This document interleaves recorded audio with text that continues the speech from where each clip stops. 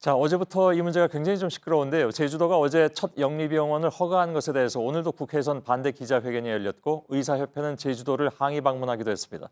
이런 반발의 근저에는 영리병원이 자칫 지금 세계 최고 수준으로 평가받고 있는 우리의 공공의료 체계를 무너뜨릴 수 있다, 이런 불안이 자리 잡고 있습니다. 이상화 기자와 함께 뭐가 문제인지, 저희들이 미처 따져보지 못한 문제는 뭐가 있는지 좀 알아보도록 하겠습니다. 이상화 기자. 예.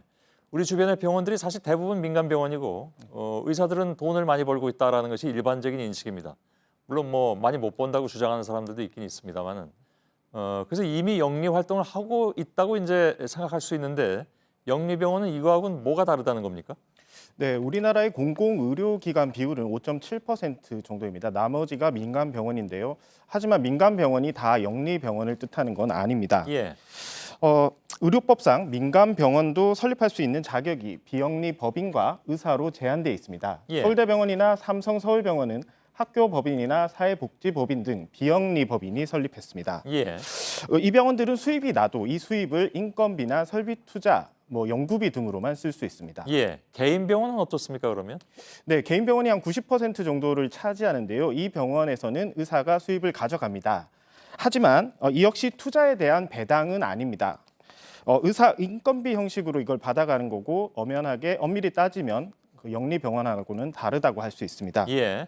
이처럼 설립 자격과 이익금 사용 제한이 엄격하기 때문에 병원에선 이를 우회해서 빼돌리려는 시도도 많이 발생합니다. 대표적인 게 사무장 병원이라고 그렇죠. 할 수 있습니다. 예. 그럼 왜 영리병원을 하려고 하는 건가요?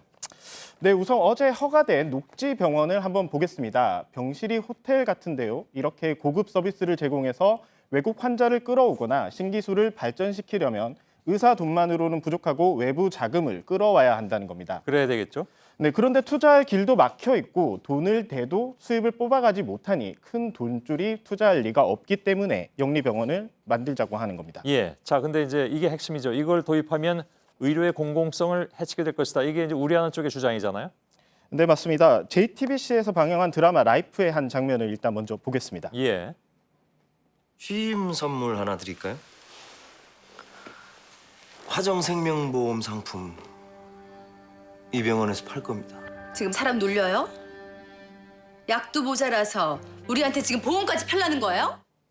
자, 이 부분이군요. 네. 예, 예. 네, 일단 외부 자금이 투자가 되면 투자자는 돈을 회수하려고 할 겁니다.